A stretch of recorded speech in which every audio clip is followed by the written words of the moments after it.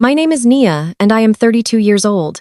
My sister looked at her fiancé's groomsmen, pointed a manicured finger at me, and laughed. She told them not to mind me, claiming I was just a family mooch who could not even hold down a minimum wage job.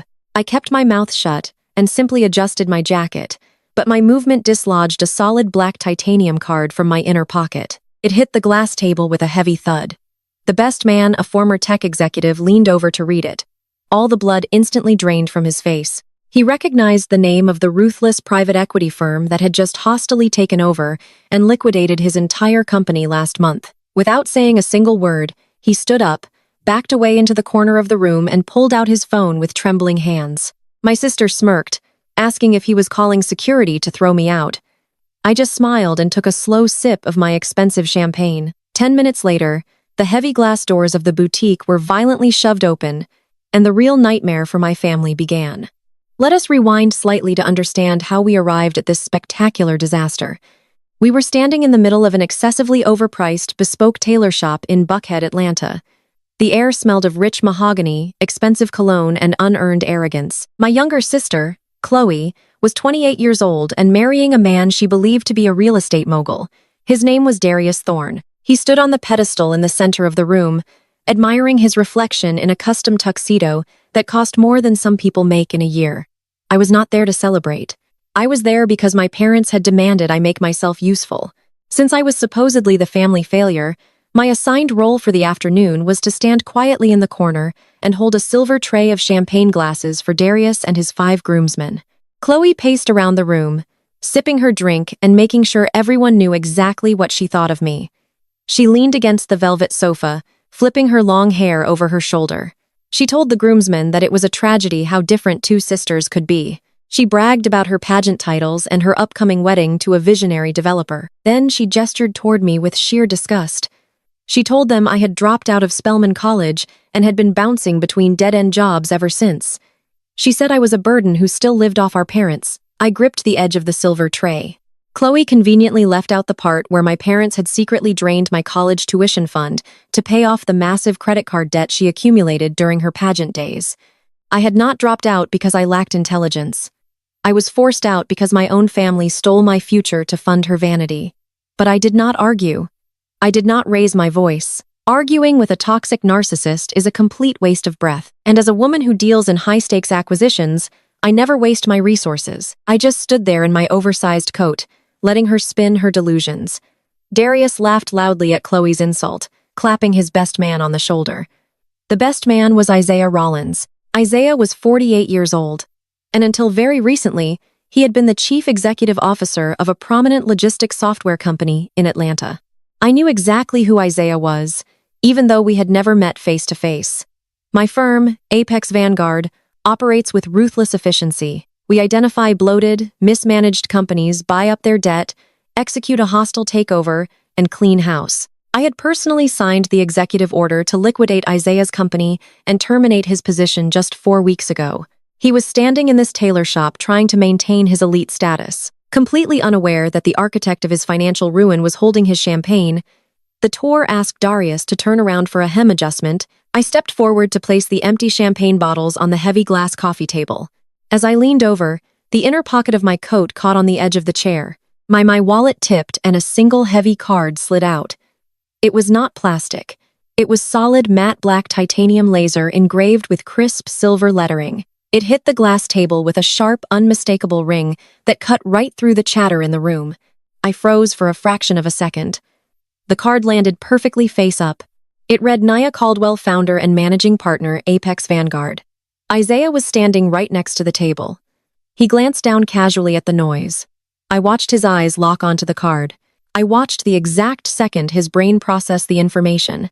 His pupils dilated. His jaw went slack. The smug, relaxed posture of a wealthy groomsman vanished instantly. He looked from the titanium card up to my face, then back down to the card. He knew that Apex Vanguard was a multi-billion-dollar private equity firm that struck terror into the hearts of Atlanta executives.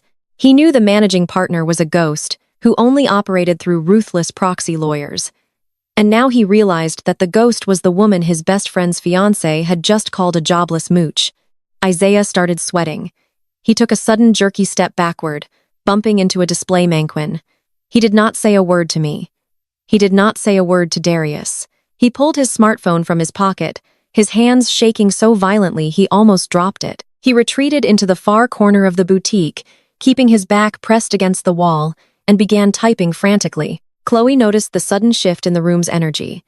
She saw Isaiah cowering in the corner and let out a high-pitched mocking laugh. She asked him what was wrong. She actually pointed at me and asked Isaiah if he was calling security to escort the family beggar out of the high-end store. She told him not to bother saying I was harmless, just pathetic. Darius chuckled from his pedestal, telling Isaiah to relax and grab another drink. Neither of them had noticed the card. I calmly reached down, picked up my titanium badge, and slipped it back into my pocket. I looked right at Isaiah. Our eyes met. I gave him a slow, deliberate smile. He looked like he was going to be sick. The tension in the room grew thicker with every passing minute. I checked my watch. The timing was aligning perfectly with a separate initiative I had already put into motion. Chloe continued to complain about the floral arrangements and the catering costs, blissfully unaware that her fantasy world was built on quicksand. Darius kept boasting to the tour about his massive real estate portfolio and his upcoming luxury development projects. He was loud, flashy, and desperate to prove his wealth. I simply stood there sipping my drink, counting down the seconds in my head. Exactly 10 minutes after Isaiah retreated to the corner, the heavy glass doors of the boutique were kicked open with staggering force. The elegant, quiet atmosphere of the shop was instantly shattered. A team of 6 high-powered corporate lawyers marched into the room. They were flanked by 2 armed security contractors. The lawyers wore sharp custom suits and carried thick leather briefcases. They moved with absolute terrifying precision. They did not look at Chloe. They completely ignored Isaiah, who was now pressing himself even harder into the wall, and they walked right past me without offering so much as a glance in my direction. We had had strict protocols. In public, they never acknowledged my identity unless instructed. The lead attorney, a tall, imposing woman, walked directly to the center pedestal where Darius was standing in his half-pinned tuxedo. The tour scrambled out of the way, terrified by the sudden invasion. The attorney did not offer a greeting. She simply unclasped her briefcase, pulled out a massive stack of legal documents stamped with bright red seals, and slammed them down onto the coffee table right where my card had fallen minutes before. She stated her full name and announced that she represented Apex Vanguard. She informed Darius Thorne that his $5 million bridge loan had been permanently canceled. She stated loudly, ensuring every single person in the room could hear that Apex Vanguard was officially freezing all of his corporate accounts, personal assets, and credit lines effective immediately. She declared that their forensic accounting team had uncovered massive discrepancies and that Darius was being formally investigated for fabricating financial reports and committing wire fraud. Darius demanded to know exactly what was going on. He shouted at them, asking how they dared to interrupt his fitting. He threatened to have them all immediately arrested for trespassing. The lead attorney looked at him with absolute zero emotion. The room went dead silent. Chloe let out a sharp, hysterical gasp. She rushed over to Darius, grabbing his arm, demanding he tell these people they were making a mistake. Darius stood frozen on this pedestal, his arrogant facade crumbling into dust. He looked completely paralyzed. He opened his mouth to defend himself, but no words came out. His chest heaved with panic as the reality of his situation set in. The groomsmen started murmuring among themselves, stepping away from the pedestal as if Darius had suddenly become radioactive. I remained in my corner, my expression completely neutral. I watched the man who had just laughed at my supposed poverty realize that his entire empire was being ripped out from under him. The elite illusion he had sold to my family was over. I watched my sister's dream of a billionaire wedding evaporate in real time, and I knew this was only the very beginning of the storm I was about to unleash upon all of them. The lead attorney stepped forward, her high heels clicking loudly against the polished hardwood floor. She did not introduce herself with a warm, friendly greeting or polite handshake. She simply unclasped her thick black leather briefcase, pulled out a massive stack of legal documents stamped with bright red seals, and slammed them down onto the heavy glass coffee table. The sharp sound echoed through the high-end boutique, silencing every murmur and gasp. She looked directly at Darius Thorne, who was still standing on the velvet pedestal in his half-pinned custom tuxedo. She stated her name clearly and announced that she represented the Compliance and Acquisitions Division of Apex Vanguard. She informed Darius that his $5 million bridge loan had been permanently and irrevocably canceled. She did not lower her voice to spare his fragile pride. She stated loudly, ensuring every single person in the room could hear that Apex Vanguard was officially freezing all of his corporate accounts, personal assets, and credit lines effective immediately. She declared that their elite forensic accounting team had uncovered massive, undeniable discrepancies and that Darius was being formally investigated for fabricating financial reports and committing federal wire fraud. Darius demanded to know exactly what was going on. He shouted at the legal team, asking how they dared to interrupt his private wedding fitting. He puffed out his chest and threatened to have them all immediately arrested for trespassing. The lead attorney looked at him with absolute zero emotion. She informed him that the local authorities were already waiting outside his corporate office, and that throwing a childish tantrum in a tailor shop would not unfreeze his bank accounts. The room went dead silent. Chloe let out a sharp, hysterical gasp. She rushed over to Darius, grabbing his arm, demanding he tell these people they were making a massive mistake. Darius stood frozen on the pedestal, his arrogant facade crumbling into dust. He looked completely paralyzed. He opened his mouth to defend himself, but no words came out. His chest heaved with panic as the harsh reality of his situation finally set in. The groomsmen started murmuring among themselves, stepping away from the pedestal as if Darius had suddenly become radioactive. They were prominent men in Atlanta society, doctors, lawyers, and brokers who could not afford to be associated with federal wire fraud. I remained in my corner, my expression completely neutral. I watched the man who had just laughed at my supposed poverty realized that his entire empire was being ripped out from under him. The elite illusion he had sold to my family was over. Suddenly, the front doors of the boutique swung open again. My parents, Harrison and Vivian Caldwell, burst into the room. They had just arrived from an exclusive country club brunch, dressed in impeccable pastel linens and exuding their usual arrogant energy. My mother Vivian stepped into the shop expecting to see her golden child glowing in wedding preparation bliss. Instead, she walked into a scene of absolute chaos. She saw the armed security contractors, the severe corporate lawyers, and Darius looking like he was about to faint. Then her eyes locked onto me. She did not ask the lawyers what was happening. She did not ask Darius why he looked so panicked. In her mind, I was the permanent scapegoat for every single thing that ever went wrong in our family. She marched across the Persian rug, her eyes blazing with irrational fury. She pointed a manicured finger at my face and yelled that I had done this. She screamed that I had brought my ghetto drama to ruin my sister's wedding because I was intensely jealous of her success. She yelled that I was a bitter, miserable failure who could not stand to see Chloe happy. My father, Harrison, stood behind her, nodding in agreement, crossing his arms and glaring at me with absolute contempt. Vivian did not wait for my response. She raised her hand high, ready to deliver a stinging slap across my face, right there in front of the elite groomsmen and the corporate lawyers. She wanted to physically put me in my place, just like she had done so many times when I was a defenseless child. But I was not a child anymore. I raised my hand and caught her wrist midair. My grip was like a steel vise. I squeezed just hard enough to make her gasp in shock. Her eyes widened as she tried to pull her arm away, but I held her firmly in place. I looked directly into her eyes and let 12 years of suppressed anger rise to the surface. I asked her if she was trying to hit me, just like she did when she drained my Spelman College tuition fund. I kept my voice low, but it carried across the quiet room. I asked her if she remembered forcing me to drop out of my dream school because she and Dad secretly emptied my educational savings to pay for Chloe's lavish cotillion debut. I reminded her how she told me that Chloe's social status was more important than my degree, and how she kicked me out of the house when I dared to demand my money back. Vivian turned pale.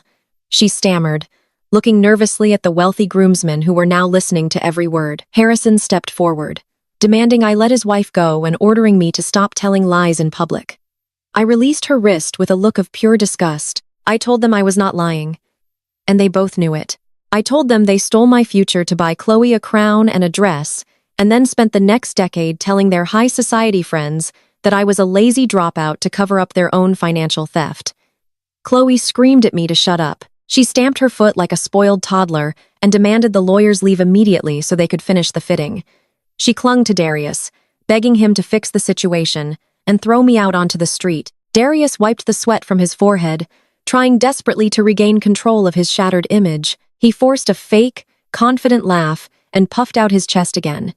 He addressed the room, claiming this was all just a massive misunderstanding. He looked at his groomsmen and assured them that his company was highly profitable. He insisted this was simply a clerical error made by some incompetent junior analyst at Apex Vanguard. He promised he would make one quick phone call to his private banker and have the entire situation cleared up before dinner. He actually had the audacity to threaten the lead attorney, claiming he would sue Apex Vanguard for defamation and secure a massive settlement for the inconvenience they caused him today. The lead attorney did not even blink. She simply tapped the thick stack of legal documents and advised him to retain criminal defense counsel immediately.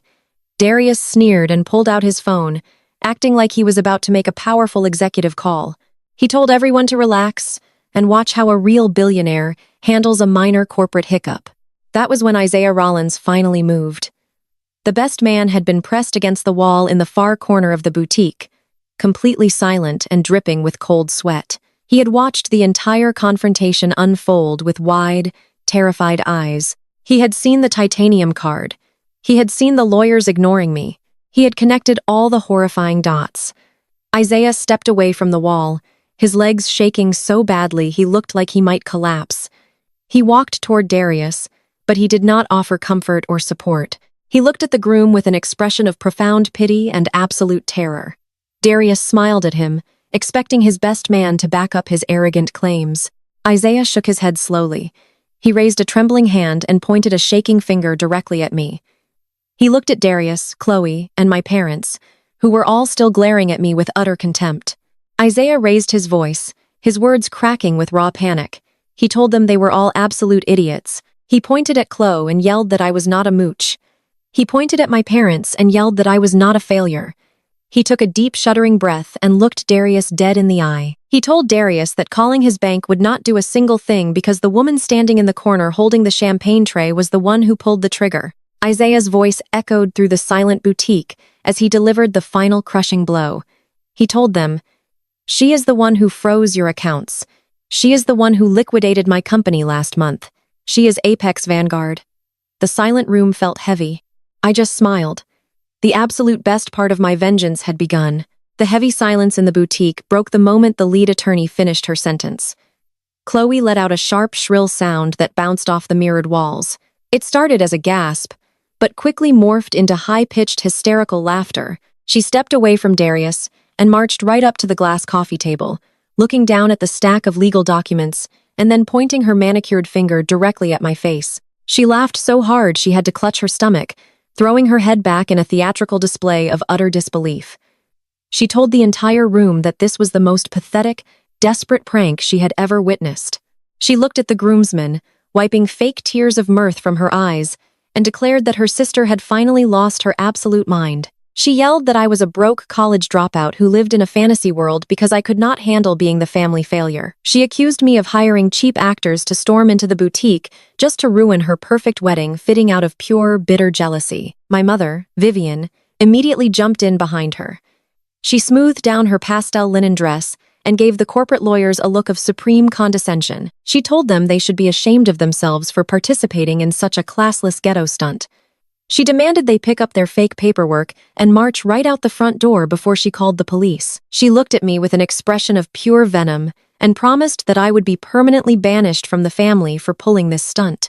But the lawyers did not move an inch.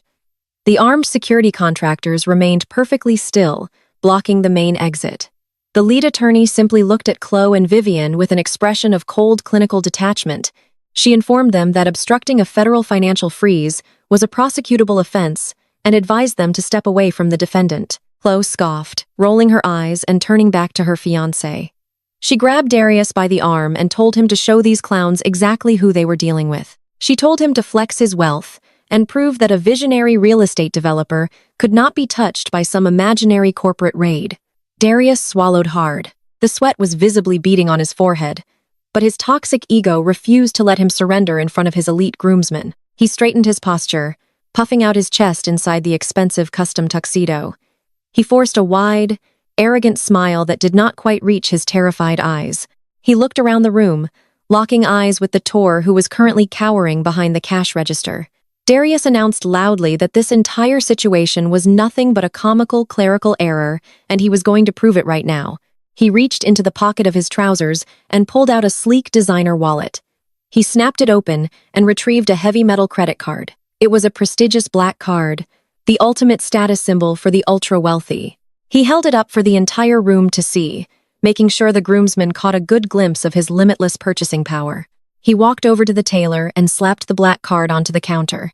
He spoke with loud theatrical bravado, demanding that the tailor ring up the entire $15,000 balance for the custom wedding tuxedo right this very second. He boasted that he was going to buy the suit outright just to demonstrate how completely unbothered he was by this pathetic interruption. He told the groomsmen that a true billionaire never sweats a minor technical glitch. The Tor looked nervously at the lead attorney, then at the armed guards, and finally at Darius. His hands were shaking as he picked up the black card. He slowly keyed the $15,000 charge into the point-of-sale terminal. I stood quietly in my corner. I did not say a word. I simply reached into the pocket of my oversized coat and pulled out my smartphone. I opened the encrypted secure application that my proxy lawyers use to communicate real-time financial executions. The screen displayed the frozen status of the Thorn real estate corporate portfolio. I looked at the screen, then I looked up at Darius. I pressed a single button confirming the absolute lockdown of his secondary personal accounts. The Tor swiped the heavy black card through the machine. The terminal beeped a sharp, harsh electronic sound. The screen flashed a bright red error message. The Tor swallowed hard, looking up at Darius with wide, terrified eyes. He quietly informed the groom that the transaction had been declined. Darius let out a loud, arrogant scoff. He slapped his hand against the counter and told the tailor his machine was obviously broken. He claimed the card had no limit and told the man to run it again. He insisted the magnetic strip just needed to be wiped down. He looked at the groomsmen and gave a forced chuckle, claiming technology was always failing at the worst possible moments. The Tor wiped the card against his shirt and swiped it a second time. The machine beeped, that same sharp, harsh electronic sound. The red message flashed again, declined. The silence in the boutique was deafening. Chloe stopped smiling. Her confident posture vanished, replaced by a look of dawning horror. Darius snatched the card from the Tor's hand, his face turning an angry, blotchy shade of red. He frantically dug into his wallet and pulled out a platinum corporate card. He threw it onto the counter, demanding the Tor run that one immediately, claiming he would just use his business account to cover the personal expense. The tailor swiped the platinum card. Beep. Declined. Darius pulled out a third card. Swiped. Declined. He pulled out a fourth card, his hands shaking so violently he dropped it on the floor. He scrambled to pick it up, his custom tuxedo bunching awkwardly around his shoulders. He handed it to the tailor, his breathing shallow and rapid. Swiped. Declined. The entire room watched the spectacular real-time implosion of a fake billionaire. The illusion was completely shattered. The elite groomsmen, the doctors, lawyers, and brokers, who had been laughing and drinking champagne just 20 minutes ago, began backing away from the velvet pedestal. They started whispering furiously among themselves. They were prominent men who traded on reputation and wealth, and they instantly recognized the stench of financial ruin. They looked at Darius not with respect, but with absolute pity and disgust. Isaiah Rollins, the former chief executive officer, who had recognized my titanium badge, remained pressed against the far wall. He let out a low, shaky breath and muttered that it was all over. He knew better than anyone else in that room that when Apex Vanguard freezes an asset, they drain the blood completely dry. Chloe stared at the pile of declined credit cards sitting on the tailor's counter. She looked at the frantic, sweating man she was supposed to marry in 3 days. Her voice trembled as she asked Darius what was happening. She begged him to call his bank to fix the cards to do something to prove this was all a mistake. Darius did not answer her. He just stared blankly at the point-of-sale terminal, his mouth opening and closing in silent panic. My mother. Vivian covered her mouth with both hands, her eyes darting frantically between the declined cards and the corporate lawyers. The high society image she valued above her own children was actively burning to the ground. She looked at me standing calmly in the corner, and for the first time in my entire life, she looked at me with genuine fear. But my father Harrison reacted differently. He did not look scared. He looked absolutely desperate. He pushed past Vivian and marched directly toward me. His face was a mask of sheer panic and barely contained rage. He grabbed my arm, his grip tight and painful. dragging me a few steps away from the remaining groomsmen so they could not hear his frantic whispers. He leaned in close, his breath hot against my face. He did not ask how I became a billionaire.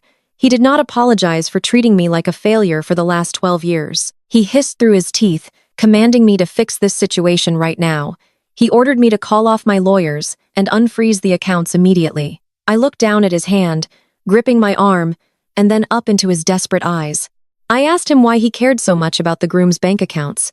I asked him why a supposedly wealthy country club patriarch was sweating over a $5 million corporate freeze. Harrison looked around the room, making sure no one was listening. His voice dropped to a desperate, trembling whisper. He told me that Darius and his real estate company were the only things keeping our family afloat. He confessed that his own business had been quietly bankrupt for a year. He told me that if Darius went down to the federal authorities today, our family would lose everything. He said they would lose the cars, the country club memberships, and the house. I stared at my father, the man who had always looked down on me as a useless burden. The pieces of a massive, terrifying puzzle instantly snapped together in my mind. I realized in that exact moment that my parents were financially tied to the sinking ship that was Darius Thorne. They needed this lavish wedding to secure their own elite survival, and to fund this illusion they had done something completely unforgivable. My pulse quickened as the dark reality of their desperate financial betrayal completely washed over me. I stared directly at my father as the suffocating weight of his sudden confession settled over the room. He had just admitted that his entire financial existence depended on the man currently sweating on the velvet pedestal. But knowing my parents, I knew their desperation had to run much deeper than a simple bad investment. They were obsessed with status. They would never bet their country club memberships and luxury cars on a man like Darius unless they had already gambled away their own foundation. I took a slow step back and looked at both of my parents. I demanded to know exactly what they had done to secure Darius's bridge loan.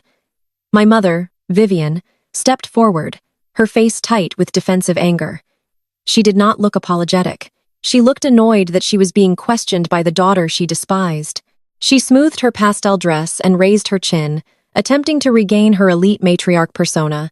She told me to lower my voice and stop acting like a dramatic child. She hissed that they had simply made a strategic family investment to ensure Chloe had the society wedding she deserved. She claimed they were just helping Darius with a temporary liquidity issue because a visionary real estate developer occasionally needs short-term capital. I did not break eye contact. I asked her again what specific asset they used to guarantee a $5 million loan for a man they had known for less than a year. My father looked away, unable to meet my gaze. The corporate lawyers representing my firm stood silently behind me, observing the entire exchange. The armed security contractors blocked the doors. The groomsmen were still whispering in the corner. Everyone in the high-end boutique was watching the Caldwell family implode. My mother crossed her arms over her chest and scoffed. She stated that they had used the only completely unencumbered asset available to them. She said they used the ancestral home in the historic district. My heart stopped beating for a fraction of a second. That house did not belong to my parents. That house had belonged to my late grandmother. When she passed away 5 years ago, she bypassed my parents entirely because she knew they were financially reckless. She left the property exclusively to me. It was fully paid off and legally deeded in my name alone. I was the sole owner of that estate. I kept my voice dangerously quiet. I asked my mother how exactly she managed to leverage a property that she did not legally own. I asked her how she secured a massive commercial bridge loan using a deed with my name on it. Vivian rolled her eyes as if I were being intentionally difficult. She snapped that they did what they had to do to protect the family image. She confessed with absolute casual cruelty that she and my father had signed the authorization paperwork on my behalf. She claimed it was just a temporary measure. She insisted. Darius was going to pay the loan back in full with interest the moment he closed his upcoming commercial real estate deal next month. She actually had the audacity to tell me I should be grateful they were managing family assets so proactively. My father chimed in, trying to rationalize the crime. He wiped his sweating forehead and insisted they only did it because Chloe needed the $200,000 wedding venue to secure her place in Atlanta high society. He said Darius needed the bridge loan to keep his projects afloat until the wedding. He begged me to tell my lawyers to unfreeze the accounts right now. He whined that if Apex Vanguard officially defaulted the loan, The bank would foreclose on the ancestral home by the end of the week. He demanded I fix the situation before the bank took the house and ruined their reputation permanently. They had forged my signature. My own parents had walked into a financial institution and committed a massive federal crime to fund my sister's vanity and prop up a fake billionaire. They had risked the only piece of genuine legacy my grandmother had left me. They did all of this while looking me in the eye at family dinners and calling me a worthless mooch who lived off their charity. A normal person might have started screaming. I was not a normal daughter anymore. I had spent the last decade building an empire of absolute ruthless efficiency. I did not cry. I did not raise my voice. I did not ask them how they could do this to me. I went completely ice cold. A slow, genuine smile spread across my face. It was not a happy smile. It was the smile of a predator watching its prey willingly walk right into a steel trap. My mother saw the smile and took a hesitant step back. The arrogant annoyance on her face was quickly replaced by a creeping sense of primal dread. She asked me what I was smiling at. She demanded to know why I was not calling my lawyers off. I looked at the lead attorney standing a few feet away. I gave her a subtle nod. The attorney pulled a specialized digital recording device from her suit pocket and pressed a button stopping the recording. She had captured every single word of my parents' confession. I turned back to my parents. I spoke with crystal clear articulation, ensuring my words carried across the entire boutique. I told them they were incredibly stupid. I explained that Apex Vanguard was the entity that purchased the debt from the original bank. I told them that my firm held the paper on that $5 million bridge loan. I watched the blood drain completely from my father's face as the reality of his situation clicked into place. I told them they did not just forge a document at some anonymous local bank branch. They had submitted forged financial guarantees directly to a firm that I owned and controlled. Chloe had been standing near the velvet pedestal, listening to the entire conversation. She suddenly shoved past Darius and stormed toward me. Her custom wedding dress extensions flew wildly around her shoulders. She screamed that I was an evil, jealous witch. She yelled that I planned this entire setup just to destroy her perfect day. She ordered me to unfreeze the money right now so she could pay for her wedding venue and her dress. She stamped her foot and demanded I give Darius his company back. She was so deeply embedded in her own narcissistic delusions that she could not comprehend the severe legal jeopardy surrounding her. She reached out, trying to grab the lapels of my oversized coat to shake me. One of the armed security contractors stepped forward, instantly blocking her path. Chloe shrieked and recoiled as the massive guard placed a firm hand on his tactical belt. I stepped around the guard and looked directly at my sister. I told Chloe her wedding was officially over. I told her there was no money for the venue, the caterer, or the florist. I looked up at Darius, who was still trembling on the pedestal. I told the fake billionaire that his company was currently being dismantled piece by piece and that federal agents were seizing his servers as we spoke. Darius squeezed his eyes shut and let out a pathetic whimpering sound. My father dropped to his knees right there on the expensive Persian rug. He clasped his hands together and begged me to stop this. He pleaded with me to remember that we were family. He cried that he and my mother would go to federal prison if I reported the forged signature. He promised they would do anything I wanted if I just made the investigation disappear. My mother started sobbing uncontrollably, her mascara running down her face in thick, dark streaks. She reached out for me, crying that she was my mother and that I owed her my respect and forgiveness. She commanded me to forgive them and fix the mess. There would be no toxic forgiveness today. There would be no secret family meetings to sweep this under the rug.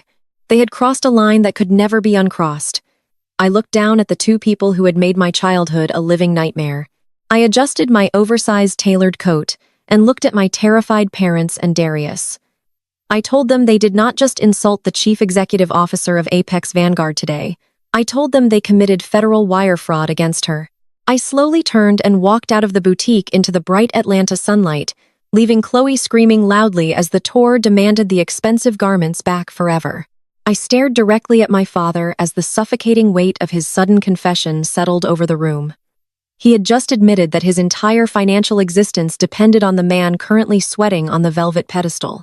But knowing my parents, I knew their desperation had to run much deeper than a simple bad investment. They were obsessed with status. They would never bet their country club memberships and luxury cars on a man like Darius unless they had already gambled away their own foundation. I took a slow step back and looked at both of my parents. I demanded to know exactly what they had done to secure the bridge loan. My mother, Vivian, stepped forward, her face tight with defensive anger. She did not look apologetic. She looked annoyed that she was being questioned by the daughter she despised. She smoothed her pastel dress and raised her chin, attempting to regain her elite matriarch persona. She told me to lower my voice and stop acting like a dramatic child. She hissed that they had simply made a strategic family investment to ensure Chloe had the society wedding she deserved. She claimed they were just helping Darius with a temporary liquidity issue because a visionary real estate developer occasionally needs short-term capital. I did not break eye contact. I asked her again what specific asset they used to guarantee a $5 million loan for a man they had known for less than a year. My father looked away, unable to meet my gaze. The corporate lawyers representing my firm stood silently behind me, observing the entire exchange. The armed security contractors blocked the doors. The groomsmen were still whispering in the corner. Everyone in the high-end boutique was watching the Caldwell family fall apart completely today. My mother crossed her arms over her chest and scoffed. She stated that they had used the only completely unencumbered asset available to them. She said they used the ancestral home in the historic district. My heart stopped beating for a fraction of a second. That house did not belong to my parents. That house had belonged to my late grandmother. When she passed away 5 years ago, she bypassed my parents entirely because she knew they were financially reckless. She left the property exclusively to me. It was fully paid off and legally deeded in my name alone. I was the sole owner of that estate. I kept my voice dangerously quiet. I asked my mother how exactly she managed to leverage a property that she did not legally own. I asked her how she secured a massive commercial bridge loan using a deed with my name on it. Vivian rolled her eyes as if I were being intentionally difficult. She snapped that they did what they had to do to protect the family image. She confessed with absolute casual cruelty that she and my father had signed the authorization paperwork on my behalf. She claimed it was just a temporary measure. She insisted Darius was going to pay the loan back in full with interest the moment he closed his upcoming commercial real estate deal next month. She actually had the audacity to tell me I should be grateful they were managing family assets so proactively. My father chimed in, trying to rationalize the crime. He wiped his sweating forehead and insisted they only did it because Chloe needed the $200,000 wedding venue to secure her place in Atlanta high society. He said Darius needed the bridge loan to keep his projects afloat until the wedding.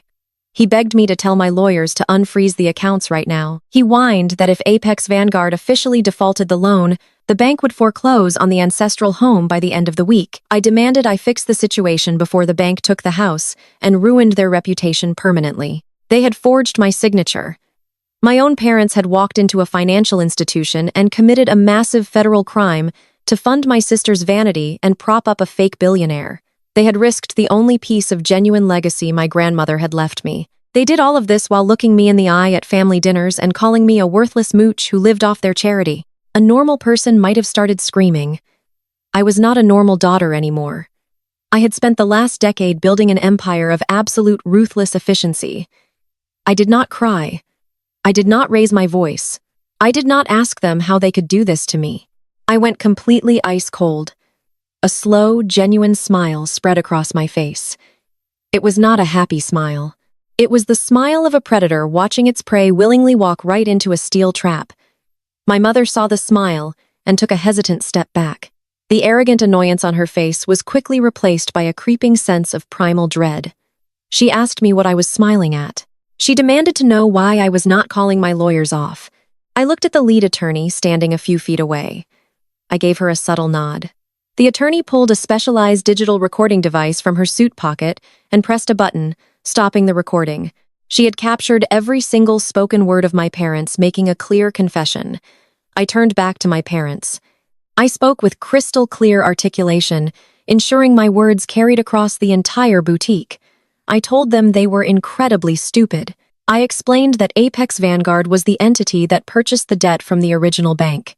I told them that my firm held the paper on that $5 million bridge loan. I watched the blood drain completely from my father's face as the reality of his situation clicked into place. I told them they did not just forge a legal document at some anonymous local bank branch. They had submitted forged financial guarantees directly to a firm that I owned and controlled. Chloe had been standing near the velvet pedestal, listening to the entire conversation. She suddenly shoved past Darius and stormed toward me. Her custom wedding dress extensions flew wildly around her shoulders. She screamed that I was an evil, jealous witch. She yelled that I planned this entire setup just to destroy her perfect day. She ordered me to unfreeze the money right now so she could pay for her wedding venue and her dress.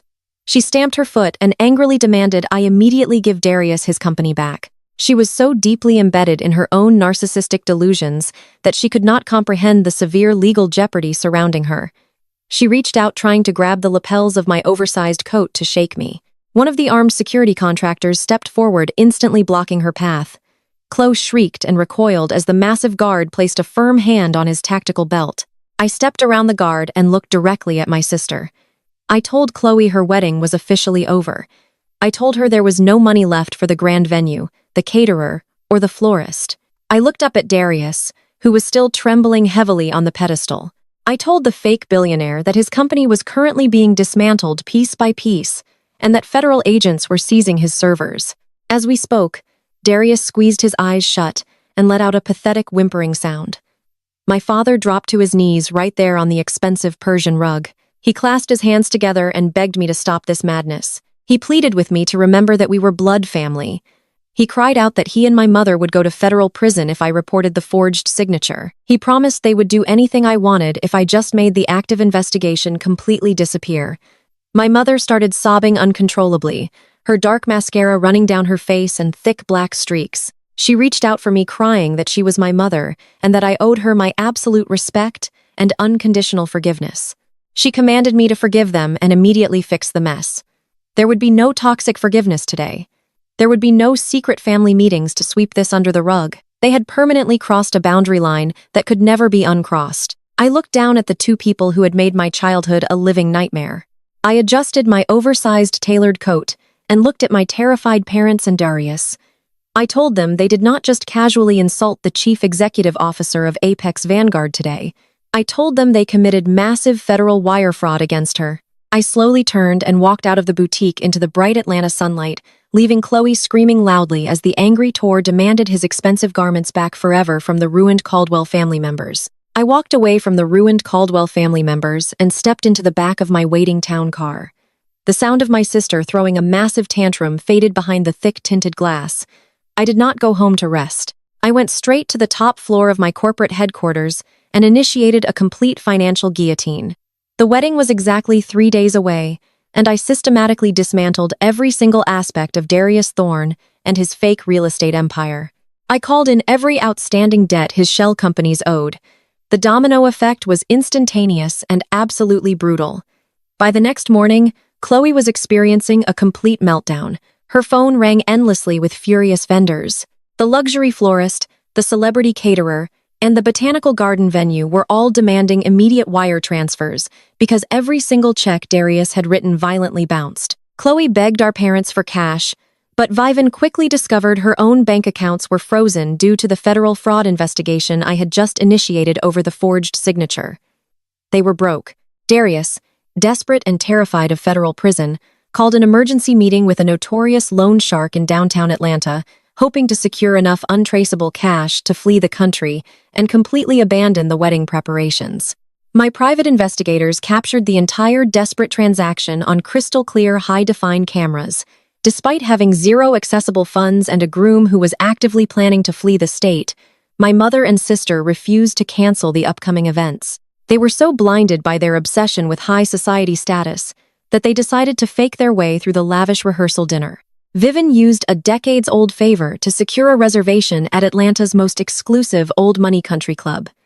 She promised the venue director that a massive wire transfer would clear by Monday morning. The opulent banquet room was filled with the most elite members of the black upper class, including politicians, prominent judges, and wealthy socialites. My mother and sister stood at the entrance wearing designer gowns. They could no longer afford pasting on wide fake smiles to greet their wealthy guests. They wanted to project the ultimate image of a flawless, powerful family.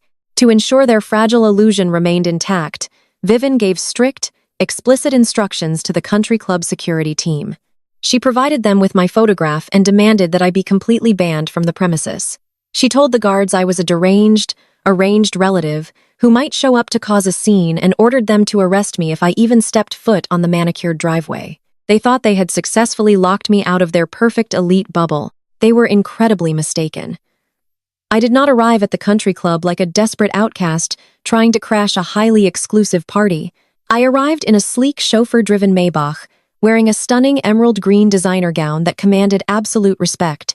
The heavy tires of my car crunched against the pristine gravel driveway, pulling right up to the grand entrance of the elite establishment. Two burly security guards in dark suits immediately stepped off the portico and moved to block my vehicle. They recognized my face from the photograph Vivian had provided. One of the guards placed his hand firmly on the hood of my car and leaned down toward the driver's side window, preparing to order my chauffeur off the property. I did not wait for him to speak. I opened the heavy rear door myself and stepped out into the warm evening air. The guards immediately raised their hands, warning me that I was trespassing on private property and threatening to call the local police if I took another step toward the grand double doors. I simply smoothed the fabric of my gown and looked at them with a calm, unbothered expression. I informed the guards that calling the police would be a massive mistake because arresting the rightful owner of a commercial property is a severe violation of corporate law. The guards looked at me in total confusion, crossing their arms and refusing to budge.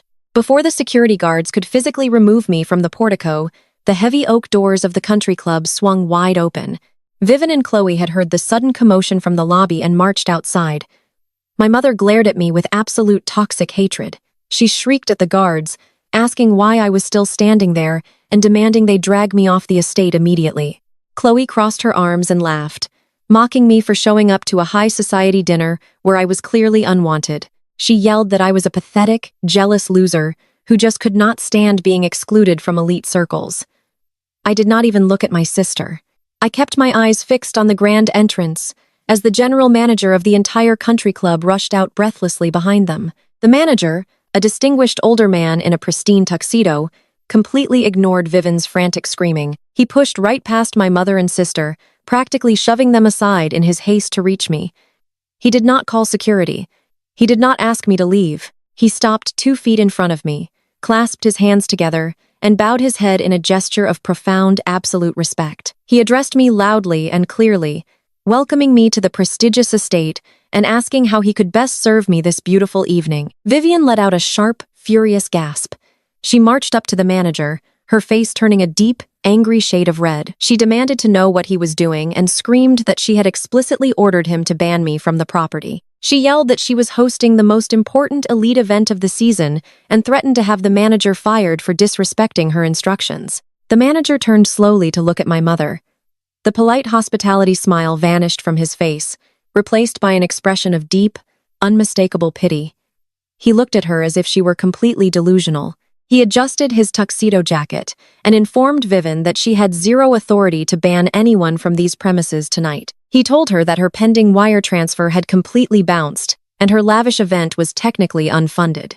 Vivian opened her mouth to argue, but the manager raised his hand to silence her. He gestured respectfully toward me and delivered the crushing blow. He informed my mother that my private equity firm had aggressively purchased the massive underlying debt of this very country club early this morning. He stated with absolute clarity that I was no longer an unwanted guest. I was the primary shareholder. He looked my mother dead in the eye and told her that I legally owned the entire building, the sweeping grounds, and the very floor she was standing on. Chloe stared at the manager in sheer horrified disbelief. Her jaw dropped, and she looked around wildly as the reality of my absolute power crashed down on her once again. She realized that she was standing in a venue completely controlled by the sister she had relentlessly bullied and degraded for years. Vivian stumbled backward, clutching her chest as if she had been physically struck by a heavy blow. The smug elite superiority she had worn all evening instantly evaporated, leaving behind nothing but raw, naked terror. The security guards who had tried to block my path quickly stepped aside, lowering their heads in deep embarrassment and apologizing profusely for their foolish mistake. I did not acknowledge their apologies. I did not say a single word to my mother or my sister. I simply walked right past their frozen, terrified bodies and stepped confidently through the grand oak doors into the lavishly decorated country club.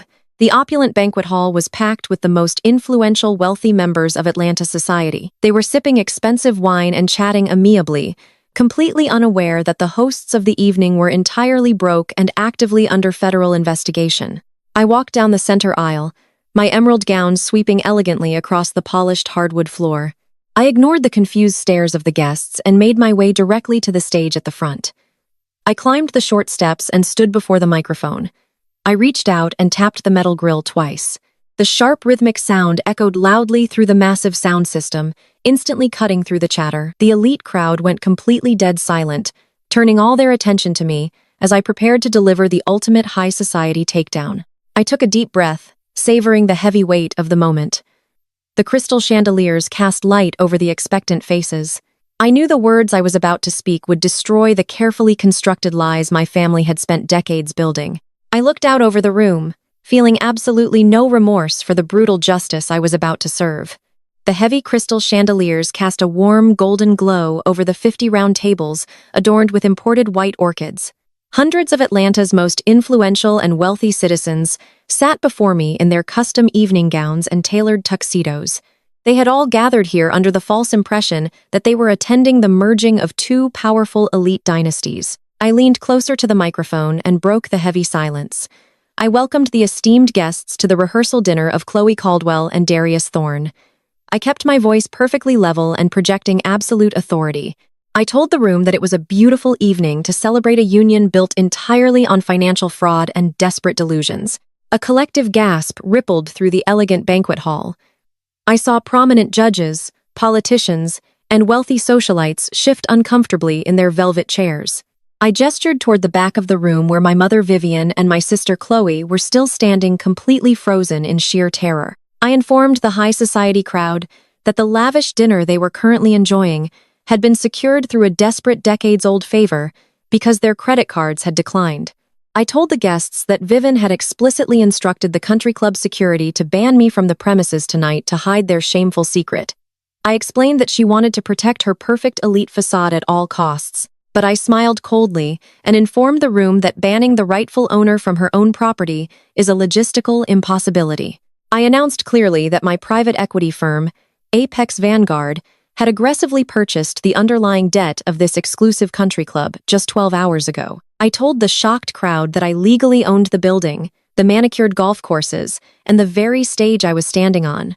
The murmurs in the banquet hall grew into a loud, chaotic buzz. Wealthy guests turned in their C-seats to stare at my mother and sister, who were now shrinking against the heavy mahogany doors, unable to escape the crushing weight of public humiliation. Vivian pressed her hands against her face, shaking her head in a futile attempt to deny the reality unfolding before her elite peers. Chloe stood beside her, clutching her designer purse, her face drained of all color.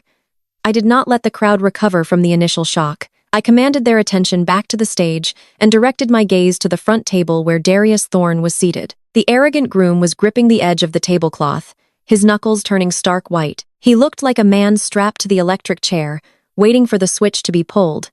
I spoke directly to him, ensuring the microphone captured every sharp syllable. I introduced myself properly to the man who had laughed at my supposed poverty just 3 days ago. I stated my name and my title as the founder and managing partner of Apex Vanguard. I told the room that Darius Thorne was not a visionary real estate developer or a future billionaire. I exposed him as a desperate con artist running a massive, crumbling Ponzi scheme that was actively bleeding his investors dry. I explained that my firm had officially frozen every single corporate and personal account tied to his fraudulent name. I revealed that Darius had zero capital, zero assets, and absolutely zero future in the Atlanta business sector.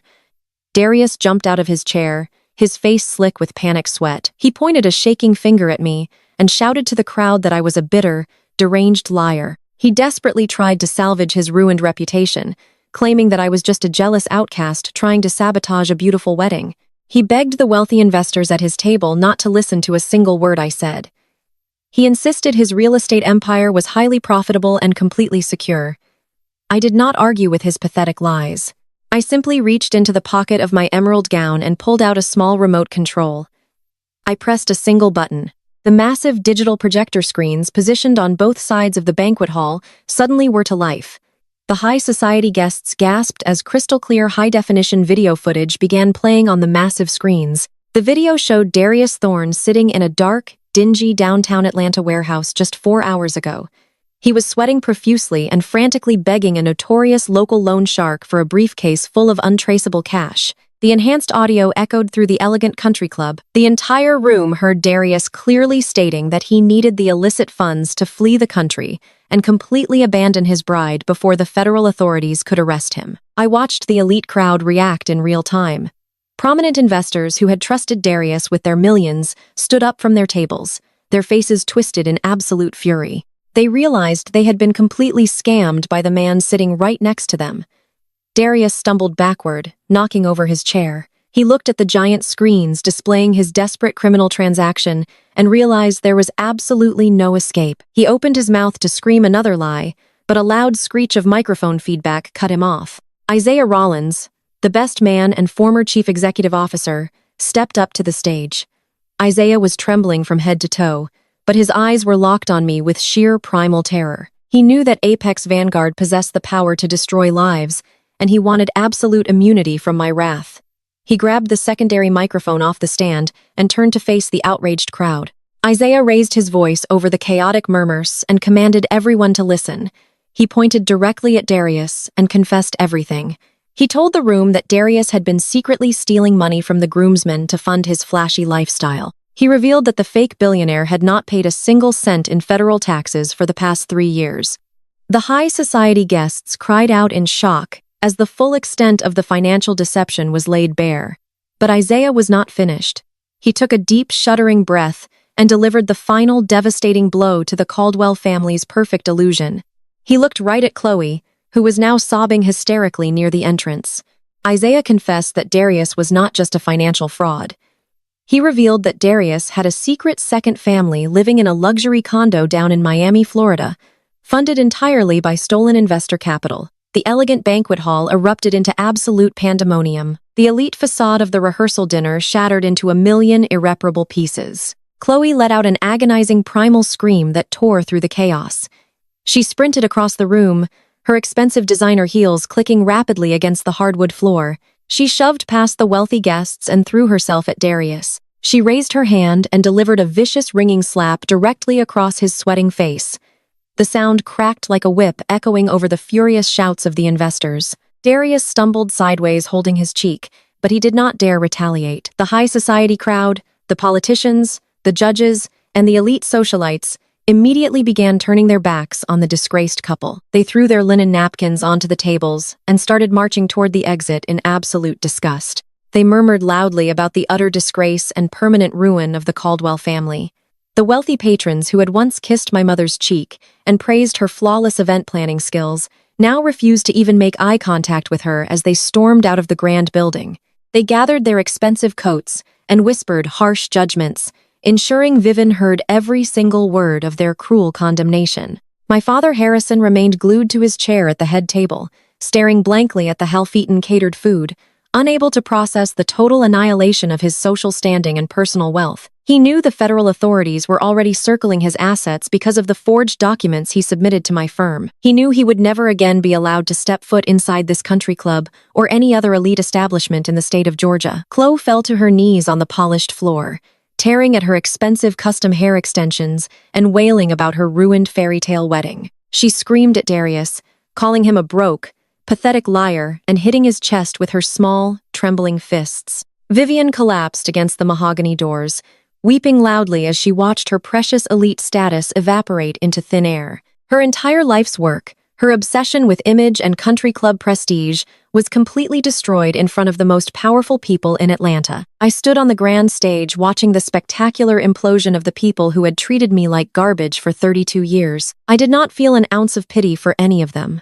They had dug their own graves with their greed, their arrogance, and their toxic pride. I knew with absolute certainty that when the bright sun rose tomorrow morning, their prestigious names would be printed on the front page of every single newspaper and financial blog in the city, exposing them as nothing more than desperate and pathetic criminals. I simply lowered the microphone, smoothed the fabric of my stunning emerald gown, and prepared to deliver the final crushing consequences to my parents for their unforgivable financial betrayal. The sun rose over the sprawling skyline of Atlanta, casting a harsh, unforgiving light on the absolute wreckage of my family's social standing. The devastating fallout from the rehearsal dinner was swift and merciless. By dawn, Every prominent member of the black elite had already blocked my parents' phone numbers. But malignant narcissists never surrender gracefully when they are cornered. They double down and they play the ultimate victim. Instead of contacting a criminal defense attorney to prepare for their impending federal indictments, my mother Vivian and my sister Chloe went into full aggressive survival mode. They retreated to the heavily mortgaged suburban house and concocted a desperate, pathetic counterattack. Before noon, my phone began buzzing relentlessly with alerts from my corporate public relations team. Chloe and Vivian had taken to every major social media platform. They posted a highly produced, meticulously edited video that was a masterclass in toxic manipulation. They sat together on a plush velvet sofa, wearing modest, conservative clothing devoid of their usual flashy jewelry. Chloe had intentionally smudged her mascara to make it look as though she had been crying for days. Vivian held a crumpled tissue to her chest, staring directly into the camera lens with wide, tragic eyes. They completely fabricated an entirely new reality for their thousands of wealthy followers. In the video, Vivian wept openly and claimed that I was suffering from a severe unmedicated mental breakdown. She spun a wild, fantastical narrative, stating that I had always harbored a deep toxic jealousy of Chloe's undeniable beauty and her perfect relationship with Darius. She lied with chilling ease, claiming that my spectacular display at the country club was nothing more than a psychotic episode brought on by intense workplace stress and bitter sibling rivalry. Chloe chimed in, playing the heartbroken, innocent bride. She sobbed for the camera, swearing that Darius was a brilliant, legitimate businessman who was simply targeted by a ruthless corporate glitch that I had maliciously orchestrated. They begged their elite community for prayers, claiming they only wanted to get me the psychiatric help I so desperately needed. The sheer audacity of their lie was almost impressive. But a viral video was not enough to save them from financial ruin, and they knew it. They needed public pressure to force my hand. Vivian immediately leveraged her 30-year standing at one of the largest and most influential megachurches in Atlanta. She manipulated the entire congregation, spinning her fabricated tale of woe to the senior pastor. She weaponized their faith-testing scripture to paint me as a greedy, wicked prodigal daughter who was withholding resources from her own flesh and blood. She convinced the congregation that I was holding Chloe's wedding funds hostage out of pure, unadulterated spite. By 2:00 the afternoon, the situation escalated into an absolute circus. I stood by the floor-to-ceiling windows of my corner office at the Apex Vanguard headquarters, looking down at the street below. Vivian and Chloe had actually mobilized a massive crowd of highly agitated church members to protest right outside my corporate building. Over 100 people had gathered on the pristine concrete sidewalks blocking the main entrance. They were waving large hand-painted signs that read, "Family over greed and forgive your sister and God sees your wickedness." They were singing gospel hymns and chanting demands for me to unfreeze the bank accounts immediately. My mother and sister stood at the very front of the mob, wearing expressions of righteous indignation.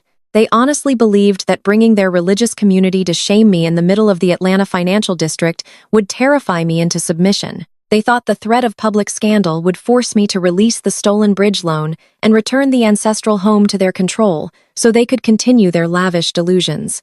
My chief of security, a massive former military contractor named Vance, stepped into my office.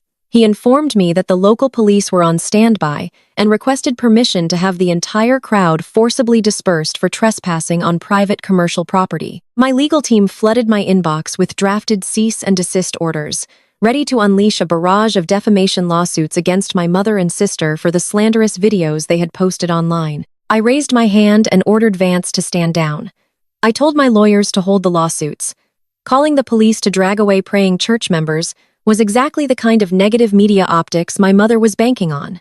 Vivian wanted me to look like a soulless corporate monster attacking faithful citizens. She wanted a chaotic physical confrontation to validate her manufactured victimhood. I was not going to give her that satisfaction. I was going to use their own massive public spectacle to deliver the final killing blow to their reputation. I turned away from the window and walked over to my heavy mahogany desk. I opened a biometric locked drawer and retrieved a single sleek silver USB drive. The device contained the unedited, crystal-clear audio recording from the tailor shop.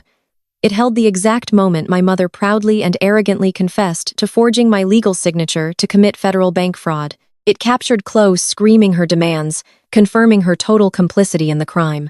It was the undeniable digital death warrant for the Caldwell family. I gripped the cold metal drive in my palm. I instructed Vance to assemble the full tactical security detail. I told him we were going down to the ground floor to greet my loving family in person. The elevator ride down to the lobby felt completely triumphant. I smoothed the lapels of my sharp black designer blazer and adjusted my posture.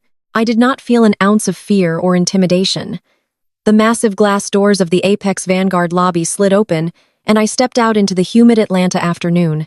A solid wall of heavily armed security personnel immediately flanked me, forming an impenetrable barrier between me and the shouting crowd. The moment I appeared, the church congregation erupted into louder chants. Vivian pointed a trembling, dramatic finger at me, shouting scripture and demanding that I repent for destroying her family. Chloe held up a sign begging for her wedding funds, clutching a tissue to her dry eyes. The sheer hypocrisy was staggering. They really thought their loud, performative display of faith would break my resolve. They thought I would cower away from the judgment of the very community they had weaponized against me. I did not argue with the angry protesters. I did not raise my voice to defend my mental stability against their vicious, slanderous claims. I simply stood at the top of the concrete steps, projecting an aura of absolute unshakable power. My calm, unbothered demeanor infuriated my mother. She pushed her way to the front of the police barricade, screaming that I was a heartless monster who had abandoned God and family for cold, hard cash. Suddenly, a bright white news van pulled up to the curb, its tires screeching against the asphalt. The local media had caught wind of the bizarre protest happening outside one of the most secretive and powerful private equity firms in the city. A prominent local news anchor stepped out of the van, followed closely by a cameraman, balancing a heavy broadcast lens on his shoulder. They pushed their way through the singing church members, eager to capture the dramatic confrontation live on the evening broadcast. Vivian's eyes lit up with absolute glee when she saw the camera crew. This was exactly what she wanted. She instantly turned on the waterworks, rushing toward the news anchor to deliver her tearful, fabricated monologue about her cruel, mentally unstable daughter. She prepared to broadcast her lies to the entire metropolitan area while looking like an innocent, devoted mother. I did not wait for her to start her performance. I bypassed the barricade entirely and walked straight down the concrete steps. The crowd parted nervously as my security detail cleared, at a direct path. Vivian stopped crying and stared at me in confusion. Chloe lowered her protest sign, her fake confidence wavering as I marched directly toward the local news anchor. The anchor held out a microphone, clearly expecting me to engage in a screaming match with my hysterical mother. I did not say a single word to Vivian or Chloe. I stopped right in front of the massive television camera, ensuring my face was perfectly framed in the live shot. I maintained absolute eye contact with the lens projecting utter dominance. I reached out and handed the sleek silver USB drive directly to the stunned news anchor. I spoke with a calm, chilling clarity that cut through the noise of the protest and resonated clearly through the broadcast microphone. I announced to the anchor and the entire viewing city that the drive contained the unedited, highly illegal audio recording of Vivian and Chloe Caldwell, actively plotting federal wire fraud and explicitly confessing to forging my signature to steal my ancestral home. I stated that the evidence was already in the hands of the district attorney, and I was providing this copy to the press for full, unmitigated public transparency. The chanting from the church members abruptly died. The heavy silence that fell over the street was absolutely deafening. The local news anchor stared at the small silver device resting in the palm of her hand. Her journalistic instincts immediately recognized the magnitude of the explosive, corporate, and high society scandal she had just been handed. She looked from the drive up to my face, and then slowly turned her gaze toward my mother and sister. Vivian's mouth dropped open in sheer, unadulterated horror. The fake tears instantly dried up, completely replaced by the paralyzing realization that her entire scheme had just violently backfired on live television. Chloe let out a sharp, terrified squeak, dropping her handmade protest sign onto the dirty concrete sidewalk. The members of their elite church congregation, who had just spent the last 2 hours passionately defending their honor, now turned to look at them with profound confusion and rapidly growing suspicion. The righteous indignation of the religious mob melted away, leaving my mother and sister completely exposed and utterly defenseless under the harsh, unforgiving glare of the media spotlight. I gave the news camera one final composed smile. I turned my back on the shattered remnants of the Caldwell family and the bewildered protesters. Flanked by my dedicated security team, I walked calmly back up the concrete steps and re-entered the cool, dark sanctuary of my corporate fortress, leaving them entirely to their spectacular and highly publicized ruin. As the cameras kept rolling, I slowly stepped into my private elevator and let the silent ascent carry me back to my corner office where I finally exhaled. I poured a glass of bourbon and turned on the massive flat-screen television to watch my revenge. The local evening news broadcast was set to begin at exactly 6. I sat behind my desk watching the skyline of Atlanta transition into dusk, knowing the high society landscape of this city was about to be permanently altered. The broadcast opened with a breaking news alert. The anchor who had taken my silver USB drive appeared on the screen looking deadly serious. She announced a massive federal wire fraud investigation was currently surrounding Darius Thorne, a prominent local developer, and his future in-laws, Harrison and Vivian Caldwell.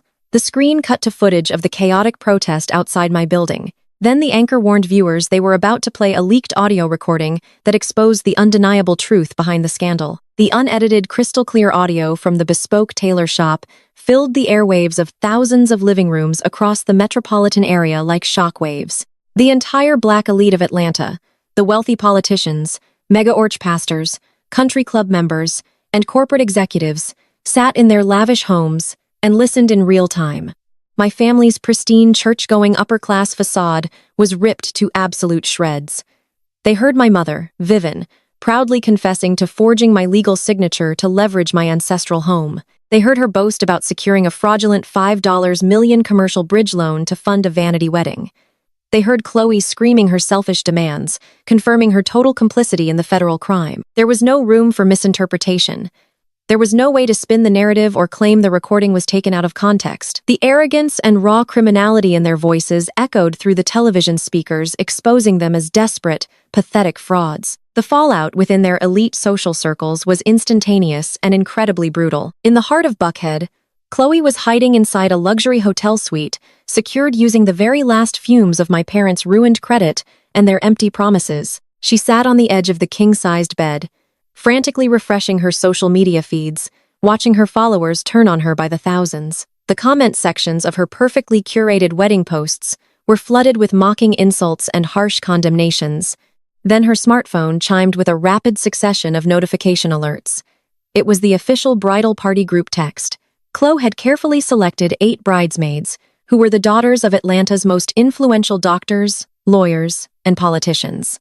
She had chosen them specifically to elevate her social status and guarantee prominent society families would attend her reception. Those elite women were currently watching the evening news, and they were absolutely horrified by the profound betrayal. The group texts lit up with sharp, unforgiving messages. The maid of honor, a prominent district attorney's daughter, sent the first text. She informed Chloe that she was immediately stepping down from her role. She stated bluntly she could not afford to have her pristine legal reputation associated with a family currently under active investigation for federal bank fraud. One by one, the other 7 bridesmaids followed suit. They dropped out of the wedding via cold, calculating text messages, refusing to answer Chloe's desperate incoming phone calls. They completely humiliated her, calling her a delusional scam artist and demanding she reimburse them for the custom dresses they had purchased. Chloe stared at the glowing screen, reading the brutal rejections as her entire high society support system violently abandoned her without a second thought. She threw her phone against the hotel room wall, letting out an agonizing scream of pure defeat.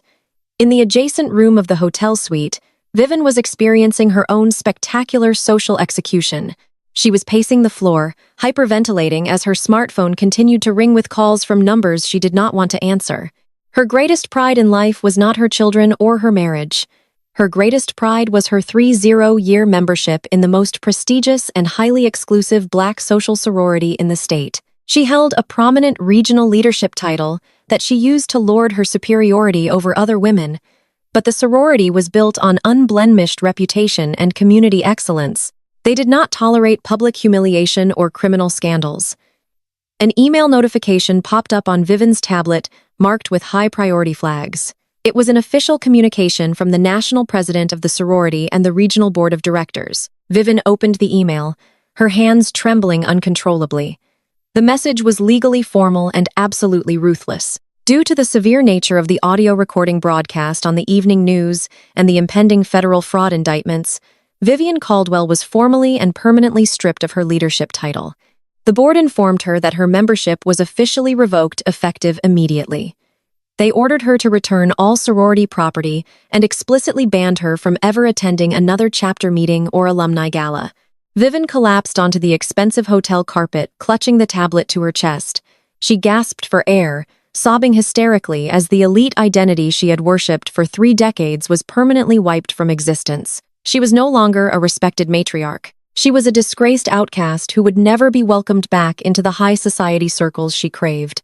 While Vivian and Chloe were actively drowning in their social ruin, Darius Thorne was desperately trying to save his own skin. He sat in his dark luxury apartment, watching the same evening news broadcast with sheer primal terror. He listened to my mother's voice confessing to the bank fraud, and he knew with absolute certainty his fake empire was completely dead. The federal authorities were already seizing his servers and freezing his shell companies. His bridge loan was gone. His investors knew he was running a massive Ponzi scheme. He knew the FBI would be knocking on his door before sunrise. Darius realized he was going to federal prison for a very long time if he did not disappear tonight. He needed cash to secure safe passage out of the country, but Apex Vanguard had locked down every single account connected to his name. Darius grabbed a small duffel bag and threw a few personal belongings inside. He checked his pockets, but he had nothing of value left to sell. Then a desperate, cowardly thought crossed his mind. He remembered the massive engagement ring sitting on Chloe's finger. It was a custom, flawless diamond ring he had financed through a high-end jeweler. He had not paid a single installment on the $50,000 piece of jewelry, but the diamond itself was real and highly valuable on the black market. Darius knew Chloe was staying at the luxury hotel downtown, preparing for a wedding that would never happen. He did not call her to offer comfort or to devise a shared legal strategy. He grabbed his car keys and sped toward the hotel with one singular ruthless goal. Darius managed to bypass the hotel concierge by using the spare room keycard Chloe had given him earlier that week. He quietly swiped the card and slipped into the lavish suite.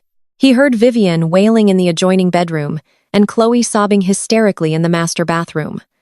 The sound of running water masked the noise of his footsteps as he crept across the plush carpet. He sneaked toward the bathroom door and peeked inside. Chloe had taken off her engagement ring and placed it on the marble vanity counter while she washed her tear-stained face. She was completely distracted by her own spectacular misery. Darius did not hesitate. He did not feel a single ounce of guilt for the woman he had promised to marry. He quickly and silently stepped into the bathroom, reached past his sobbing fiancé, and snatched the $50,000 engagement ring right off the marble vanity. Chloe did not even look up as his hand darted into her peripheral vision. Darius slipped the heavy diamond ring into his jacket pocket and immediately backed out of the room. He did not say goodbye. He did not offer an explanation or a warning about the impending federal arrests. He turned around and sprinted out of the hotel suite, abandoning the Caldwell women to face the crushing consequences of his financial crimes entirely on their own. Darius rushed to the hotel parking garage and jumped into his leased sports car. His heart hammered violently against his ribs as he gripped the steering wheel. He pulled the stolen engagement ring from his pocket and tossed it onto the passenger seat, a temporary ticket to his freedom. He knew a shady pawnbroker near the airport who would gladly trade untraceable cash for the diamond, no questions asked. He threw the car into drive and sped out of the garage, his tires squealing against the concrete. He merged onto the busy interstate, weaving aggressively through the thick Atlanta evening traffic. He was making a desperate high-speed run for Hartsfield-Jackson International Airport. He planned to pawn the stolen ring, buy a first-class ticket with the cash, and board the next available flight to Dubai, where the federal authorities could not easily reach him. He looked at the airport exit signs flashing overhead, a wicked, desperate smile spreading across his sweating face. He actually believed he was smart enough to escape the devastating trap I had set for him tonight. Darius Thorne did not care that he was leaving the Caldwell family to absorb the catastrophic financial and social destruction he had caused. He sped down Interstate 85, his leased sports car weaving dangerously through the evening traffic. The stolen $50,000 engagement ring burned a hole in his jacket pocket. He kept checking his rearview mirror, terrified that federal agents or my private security team were already hunting him down. He mentally calculated how much untraceable cash a pawnbroker would give him for the diamond. It had to be enough to purchase a first-class ticket on the next international flight out of Hartsfield, Jackson. He needed to reach Dubai before the United States government officially revoked his passport. Darius pressed his foot harder on the gas pedal, entirely focused on his desperate, cowardly escape. Back at the downtown luxury hotel, Chloe Caldwell was completely unhinged. The sheer horror of the rehearsal dinner had finally broken her fragile, narcissistic reality. She paced the expensive carpet of the master bedroom, still wearing her ruined designer gown. The group text from her former bridesmaids continued to flood her phone with brutal, humiliating messages. She threw the device onto the unmade bed, screaming in agony. As her elite social standing evaporated, she desperately needed something to anchor her shattered identity. She needed to feel like she still possessed some undeniable measure of high society wealth. Chloe rushed into the master bathroom, her eyes wild and bloodshot. She reached for the marble vanity counter, expecting to find the heavy custom diamond engagement ring she had placed there just 30 minutes ago. Her hand swiped across the cold, empty stone. The ring was gone. Chloe froze her breath, catching in her throat. She frantically pulled open the bathroom drawers, tossing expensive cosmetics and toiletries onto the floor. She dropped to her knees, searching the plush rug, convinced she had simply knocked it over in her hysterics. But the $50,000 diamond was nowhere to be found. Panic seized her chest. She remembered hearing the suite door click open and shut while she was weeping in the bathroom. She had assumed it was one of the hotel staff or perhaps her mother retreating to the lobby. The devastating truth hit her like a physical blow. Darius had been here. Her visionary billionaire fiancé had sneaked into the room and stolen her engagement ring right out from under her nose. Chloe let out a gut-wrenching scream. She scrambled out of the bathroom and grabbed her smartphone off the bed. She dialed Darius's number, her hands shaking violently. The call went straight to voicemail. She dialed again and again, but the automated message simply mocked her desperation. She realized Darius was not coming back. He had abandoned her and robbed her blind. In a moment of pure, unadulterated panic, Chloe dialed the only number she knew could wield actual power in Atlanta. She dialed my number.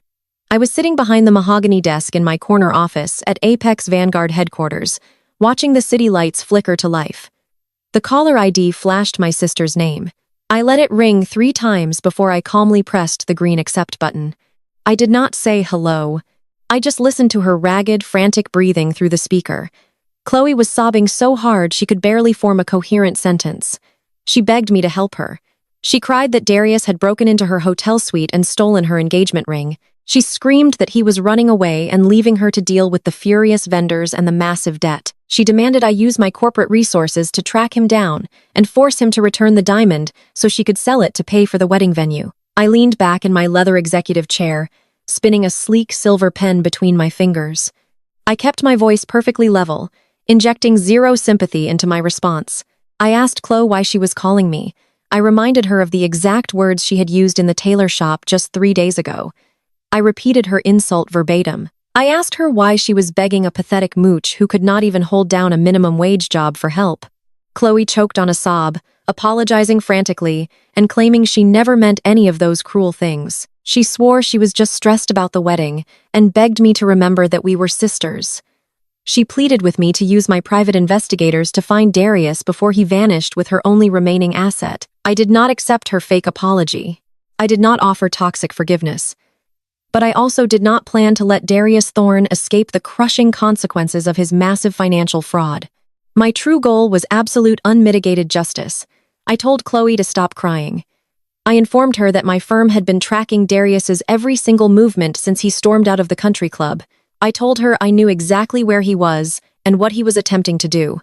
I did not promise to retrieve her stolen ring. I simply hung up the phone, cutting off her desperate pleas. I stood up from my desk, buttoned my tailored blazer, and walked out of the office. It was time to intercept the runaway groom. Darius arrived at Hartsfield-Jackson International Airport, sweating heavily. He had successfully pawned the engagement ring for $20,000 in untraceable cash. He abandoned his leased sports car in the short-term parking garage and sprinted toward the international terminal. He constantly checked over his shoulder, paranoid that federal agents were closing in on him. He adjusted his collar, trying to project the image of a wealthy executive traveling on urgent business. He joined the priority line at the first-class ticketing counter, his heart hammering against his ribs. He approached the attendant, and slammed a thick stack of $100 bills onto the counter. He demanded a one-way first-class ticket on the next available flight to Dubai. He slapped his passport down, acting as arrogant and demanding as possible to mask his sheer terror. The attendant remained calm, maintaining a polite, professional smile. She took his passport and typed his information into the secure airline database. Darius tapped his fingers impatiently against the counter, checking his expensive watch. He told the attendant to hurry up, claiming he had a highly lucrative international merger to attend. The attendant stopped typing. She looked at the computer screen and her professional smile vanished. She picked up the passport and looked directly at Darius. She informed him in a clear, loud voice that she could not issue the ticket. She slid the passport back across the counter. She told him with absolute certainty, "I am sorry, sir. You are on the federal no-fly list." Darius froze, the color completely drained from his face.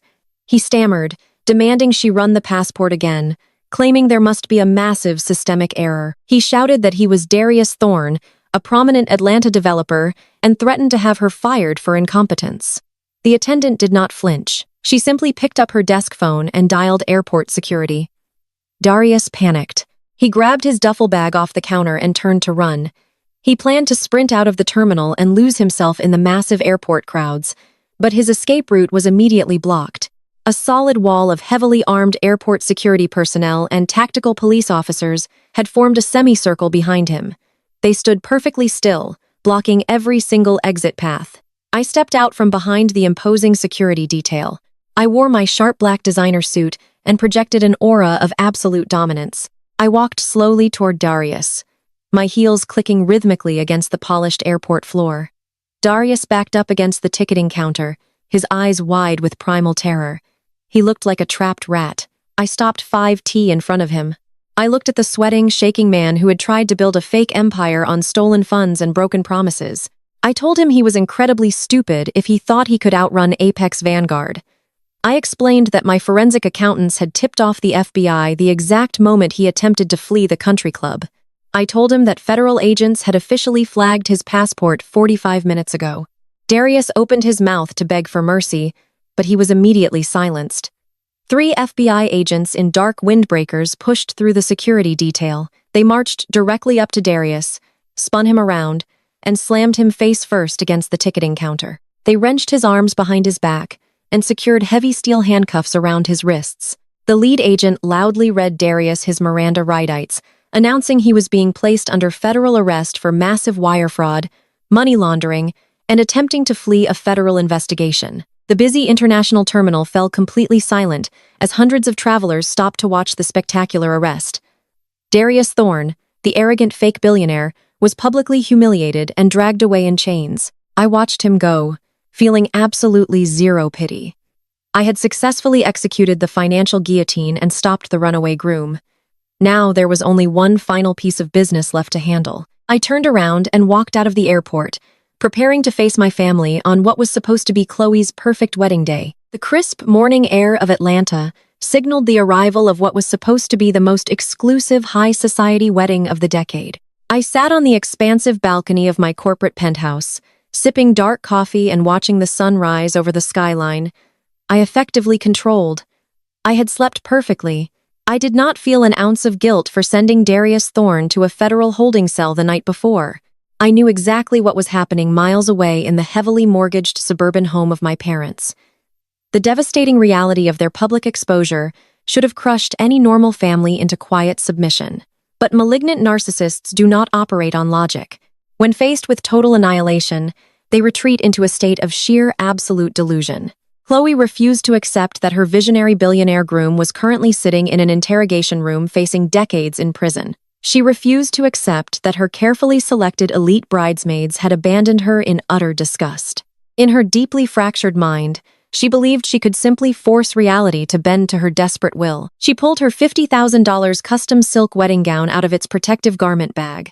The extravagant dress was entirely unpaid for, but that did not stop her from forcing my mother to help her zip it up. Vivian was equally detached from reality. Rather than contacting a criminal defense attorney to prepare for their impending bank fraud charges, she stood in the master bedroom and carefully adjusted Chloe's crystal tiara. They managed to convince my father Harrison to drive them to the lavish botanical garden venue.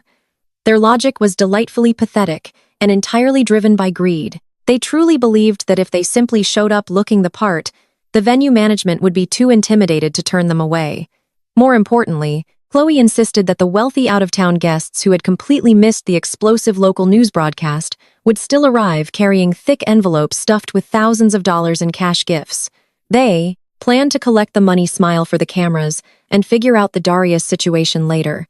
It was a stunning masterclass in absolute toxic denial. Harrison drove his least luxury sedan through the quiet morning streets of Buckhead. The atmosphere inside the vehicle was suffocatingly tense, but nobody dared to speak the truth aloud. They pulled up to the grand entrance of the elite botanical gardens, fully expecting to see a small army of valet, florists, and catering staff rushing around to prepare for the lavish afternoon ceremony. Instead, they were greeted by an eerie, absolute silence. Harrison put the car in park and stepped out onto the pristine cobblestone driveway. Chloe pushed open her passenger door, her massive pristine silk train dragging across the rough pavement. She marched proudly toward the main entrance, expecting the heavy wrought iron gates to magically swing open for the beautiful bride. They did not move an inch. Chloe grabbed the ornate metal bars and shoved them with all her body weight. They rattled heavily against a solid, immovable force. That was the exact moment she noticed the thick industrial steel chains wrapped tightly around the center bars, secured with a massive heavy-duty brass padlock. Taped directly at eye level across the center of the beautiful iron gates was a massive, legally binding notice printed on bright neon yellow paper. The bold black letters screamed a message that could be read clearly from the street. It read, "Seized by Apex Vanguard for non-payment. Trespassers will be prosecuted to the fullest extent of federal law." Chloe let out an agonizing primal shriek that echoed off the empty garden walls. The fragile illusion she had spent months building shattered into a million irreparable pieces. She threw herself against the unyielding metal gates, rattling the heavy chains like a caged, desperate animal.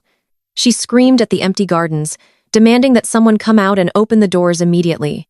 She scraped her manicured hands against the rough iron, completely breaking her expensive acrylic nails and drawing blood. The pristine white silk of her custom wedding gown snagged violently on the sharp metal edges, tearing the delicate, expensive fabric and dragging it through the dirt and motor oil on the driveway. She did not care about the ruin of her dress. She completely lost her mind, shaking the padlock and sobbing uncontrollably as the reality of her total destruction finally set in. Vivian stepped out of the luxury sedan wearing her lavish mother of the bride dress. She looked at the giant yellow sign bearing the name of my private equity firm, and all the fight instantly drained out of her rigid posture. The sheer crushing weight of her permanent social execution finally broke her knees. She collapsed right there on the dirty concrete curb. She did not try to stand up. She did not try to comfort her hysterical, screaming daughter. She simply sat in the dirt, weeping loudly and bitterly over her destroyed upper-class status. She knew she was officially a pariah in the city of Atlanta. The elite identity she had worshipped her entire life was completely dead, and she was mourning her social standing rather than the pain of her own child. The universe has a brilliant sense of cinematic timing. Just as Chloe was tearing the expensive lace of her bodice against the padlocked gates, a sleek black limousine pulled into the cobblestone driveway. Then, a luxury town car pulled in right behind it. They were the wealthy out-of-town guests. These were prominent doctors, corporate executives, and real estate investors who had flown in from Chicago and Los Angeles late last night. They had been sleeping in their hotel rooms, entirely missing the explosive local evening news broadcast that had exposed my family as desperate frauds. The wealthy guests stepped out of their expensive vehicles, wearing their finest tailored suits and formal evening gowns, expecting to be greeted with silver trays of champagne and live classical music. Instead, they stepped into a scene of absolute grotesque humiliation. They stood on the cobblestone driveway, staring in pure, unadulterated shock at the supposed elite Caldwell family. They watched Chloe looking like a deranged runaway bride with a torn, filthy dress and ruined mascara violently screaming at a chained padlock. They looked down and saw Vivian, the self-proclaimed queen of Atlanta high society, sitting in the literal gutter, crying into her hands like a broken beggar. The elite guests immediately stopped walking toward the entrance. They pointed at the massive yellow seizure notice plastered on the iron gates. They began whispering furiously among themselves, covering their mouths in sheer horror as they realized they had flown across the country to attend a bankrupt, fraudulent scam of a wedding. The whispers grew louder, turning into sharp, biting tones of disgust and profound embarrassment. They realized the Caldwell family was entirely broke, and the entire event was a massive, humiliating sham. Some of the wealthy guests did not even bother to offer condolences. They immediately turned around and got right back into their limousines, instructing their drivers to leave the premises, refusing to even speak to my weeping mother sitting on the curb. Harrison stood frozen in the middle of the driveway, his face burning with the deepest, most agonizing shame a prideful, narcissistic man could ever experience. He watched his elite peers looking at him with absolute revulsion. The men he had tried to impress for decades were now treating him like a highly contagious disease. He looked like he wanted the ground to open up and swallow him whole to escape the brutal public humiliation of his own making. He had sacrificed his integrity, his financial security, and his relationship with me just to maintain a fake image that was now being publicly mocked by the very people he worshipped. Suddenly, a sleek black Maybach glided smoothly down the street and pulled up right to the edge of the curb, parking directly in front of the padlocked iron gates. The heavy tinted window in the back slowly rolled down with a quiet mechanical hum.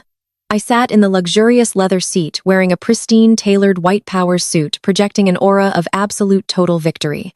I looked at the pathetic scene unfolding on the driveway with cool clinical detachment. Harrison saw my face illuminated in the back seat of the expensive vehicle. He abandoned every single ounce of his toxic, arrogant pride. He rushed over to my car window, placing his trembling, sweating hands on the polished doorframe. He begged me with thick, desperate tears streaming down his face. He pleaded with me to just make one single phone call to open the gates and let them inside the venue, just to save face in front of the few remaining wealthy guests who were watching from the sidewalk. He promised he would do absolutely anything I wanted if I just gave them this one final illusion of dignity. He swore he would pay me back every cent if I just stopped the public bleeding. I did not argue with him. I did not raise my voice to remind him of the countless times he had ignored my own tears. I looked at the man who had stolen my college tuition to fund my sister's vanity. I simply reached out the window and handed my desperate broken father a thick sealed manila envelope.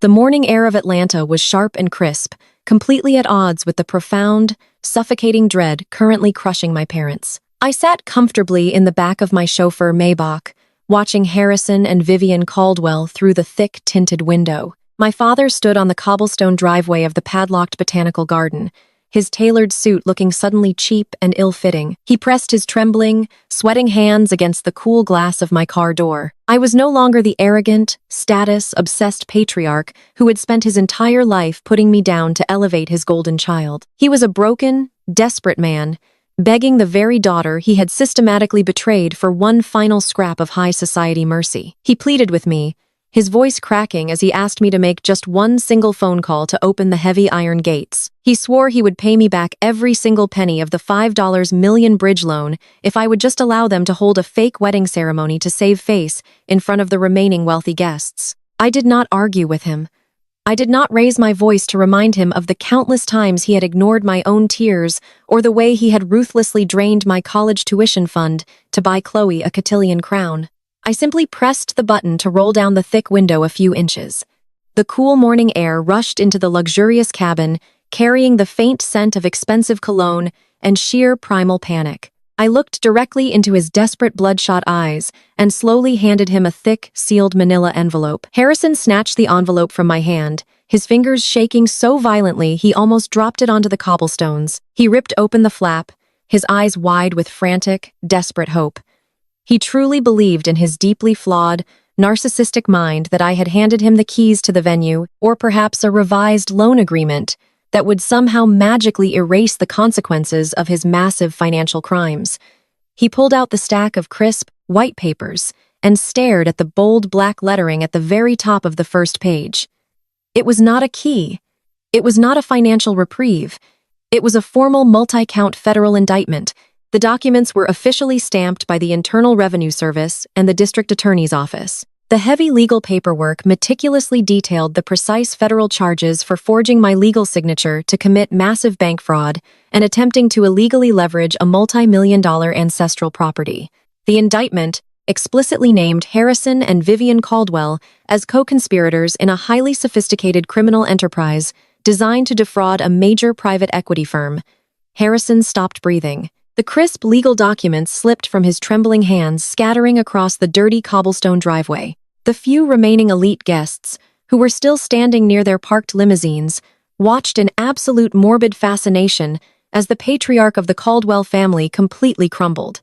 Vivian, who had been sitting in the dirt crying over her destroyed social status, saw the official federal seals on the scattered paperwork. She scrambled to her feet, her expensive mother of the bride dress torn and stained with motor oil. She pushed past her frozen husband and grabbed the window frame of my car, her eyes wild and completely unhinged. She dropped heavily to her knees right beside the rear tire of the Maybach. She clutched her chest, weeping loudly and hysterically. She screamed my name, begging me to stop this madness and remember that we were blood family. She cried out that they were my parents, that they had given me life, and that I was morally and spiritually obligated to grant them unconditional forgiveness. She wailed that throwing my own mother and father into a federal prison over a simple financial misunderstanding was a wicked, unforgivable sin. She tried to reach through the small gap in the window to grab my arm, her mascara running down her face in thick, dark streaks, ruining her perfectly applied makeup.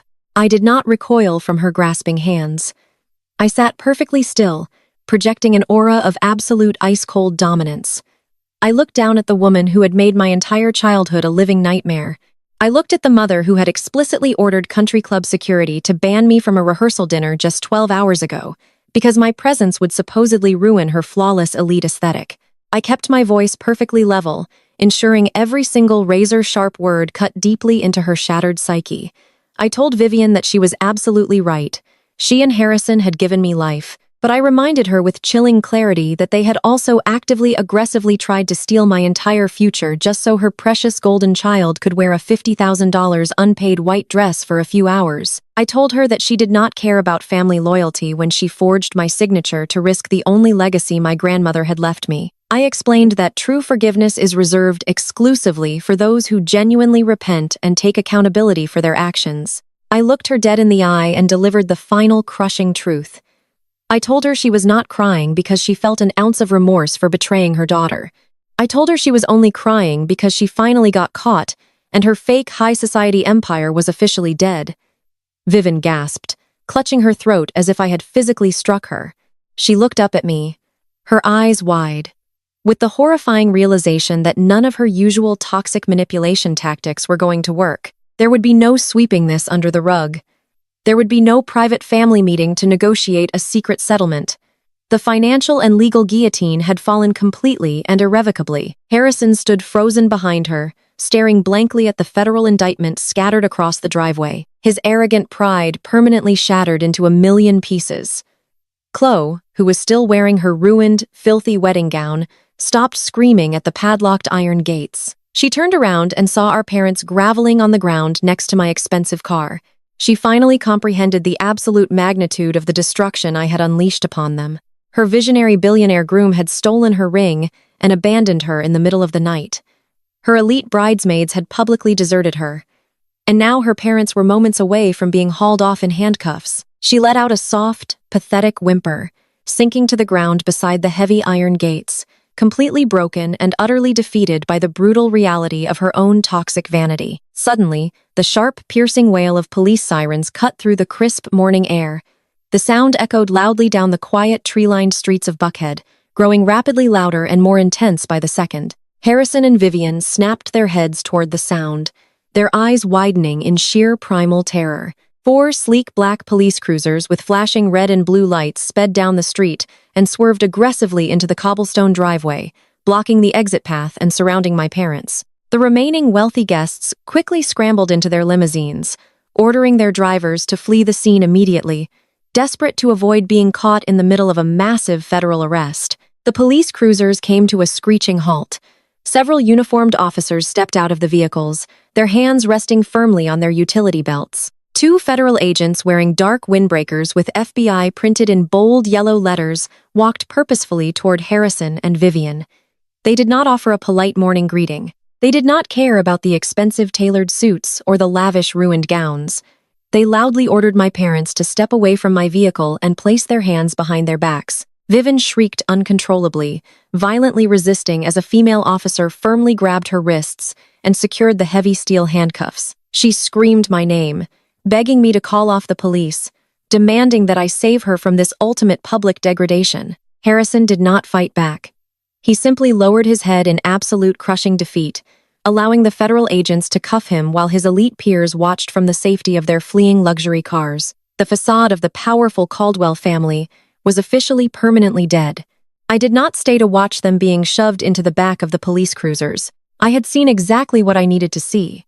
The scales of justice were finally perfectly balanced. I pressed the button and slowly rolled up the thick tinted window of my Maybach, completely cutting off the sound of my mother's hysterical screaming and the harsh authoritative commands of the federal agents. I settled back into the plush leather seat, smoothing the lapels of my crisp white power suit. I looked at my chauffeur and gave him a single quiet instruction. I told him to drive me back to the office. As the heavy car glided smoothly out of the botanical gardens, leaving the spectacular wreckage of my toxic family entirely in the rearview mirror, I poured myself a fresh glass of chilled champagne and took a long, satisfying sip of absolute, undeniable freedom. 6 months passed since the botanical gardens closed on the Caldwell family legacy. Their spectacular public execution sent shockwaves through the wealthy echelons of Atlanta society. The consequences of their boundless arrogance and desperate criminality were swift, ruthless, and permanent. I did not lift another finger to ensure their destruction. The federal authorities handled the rest with clinical precision. Harrison and Vivian Caldwell were no longer attending exclusive country club brunches. They were serving consecutive federal sentences in a medium-security correctional facility. The undeniable digital evidence of their wire fraud, combined with the meticulously forged signatures used to leverage my ancestral home, left their defense attorneys completely powerless. Vivian, the woman who valued her elite sorority titles above her daughter's well-being, was now wearing a standard-issue uniform. Her custom jewelry was replaced by the harsh reality of a prison cell. Harrison, the arrogant patriarch who constantly belittled my intelligence and drained my college tuition fund, was completely bankrupt and permanently disgraced. The elite friends they desperately tried to impress abandoned them the moment the indictments were unsealed.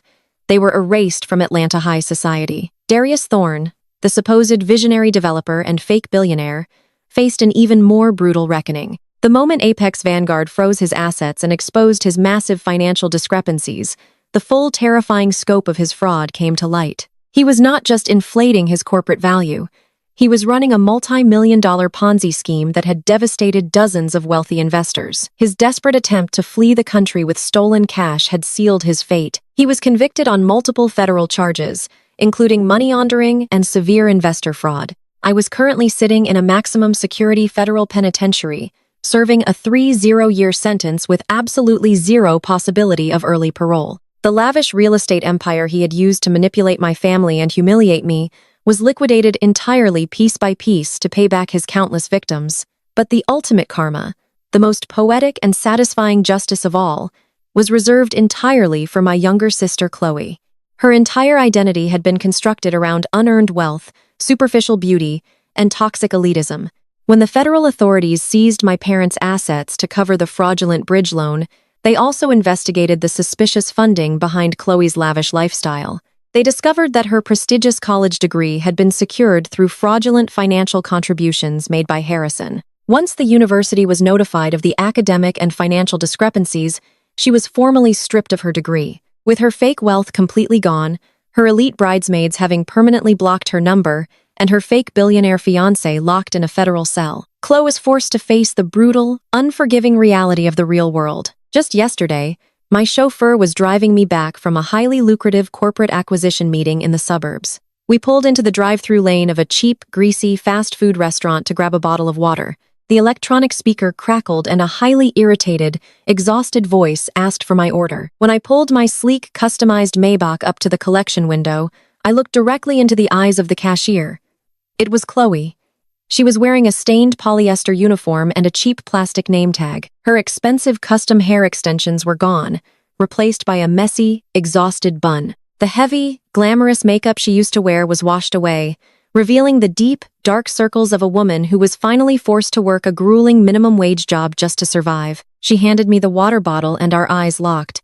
The sheer, overwhelming humiliation that washed over her face was absolutely intoxicating. She recognized the sister she had relentlessly bullied, the sister she had called a useless mooch, now sitting in the back of a luxury vehicle owning the city.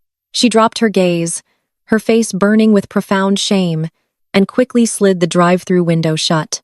I did not say a single word to her.